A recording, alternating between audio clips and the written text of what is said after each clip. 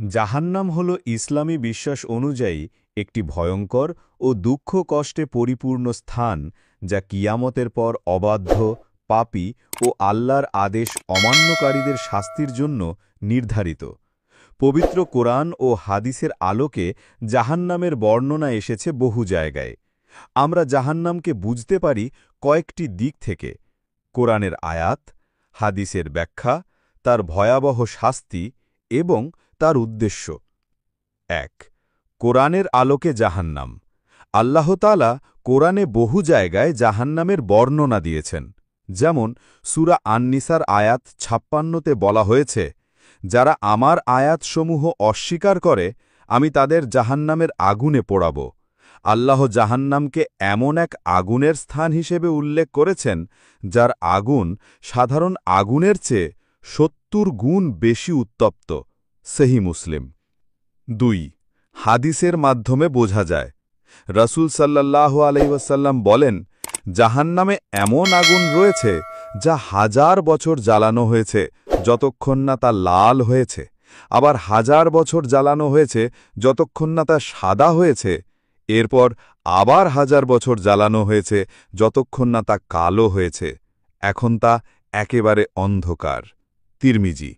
এটা বোঝায় যে জাহান্নামের আগুন সাধারণ আগুনের মতো নয়, বরং অনেক বেশি তীব্র, ধ্বংসাত্মক এবং অসহনীয়। ৩. শাস্তির প্রকারভেদ। জাহান্নামে শুধু আগুন নয়, বরং বহু রকম শাস্তি রয়েছে।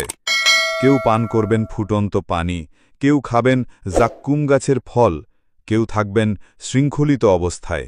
সূরা ইব্রাহিমে বলা হয়েছে, জাহান্নামের খাদ্য হবে জাক্কুম, যা মানুষের পেটে ফুটন্ত তেলের মতো ফুটবে।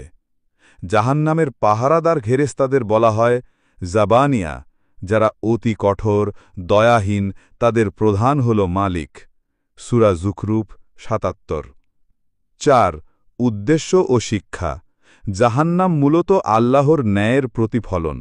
যারা আল্লাহর নির্দেশ অমান্য করে, পাপ কাজে লিপ্ত থাকে, মানুষের হক নষ্ট করে এবং কুফরি করে, তাদের জন্য শাস্তির ব্যবস্থা করা হয়েছে। এটা আমাদের জন্য সতর্কবার্তা। পার্থিব জীবনে আল্লাহর আদেশ মানা, নামাজ, রোজা, যাকাত ইত্যাদি পালন করা এবং গুনাহ থেকে দূরে থাকা আমাদের দায়িত্ব। ৫. আমাদের করণীয়। আমরা যেন জাহান্নামের ভয়াবহতা বুঝে তা থেকে বাঁচার চেষ্টা করি। প্রতিদিন তওবা করা, সৎ আমল করা, অন্যকে ভালো কাজে উদ্বুদ্ধ করা এবং জাহান্নাম থেকে মুক্তির জন্য আল্লাহর কাছে দোয়া করা আমাদের দায়িত্ব। উপসংহার: জাহান্নাম এমন এক স্থান যার ভয়াবহতা মানুষ কল্পনাও করতে পারে না।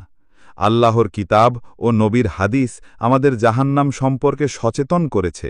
তাই আমাদের উচিত ঈমান ঠিক রাখা, নিয়মিত ইবাদাত করা, পাপ থেকে দূরে থাকা এবং সবসময় জান্নাত লাভের জন্য চেষ্টা করা।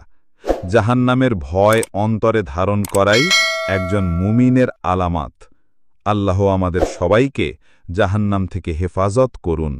আমিন।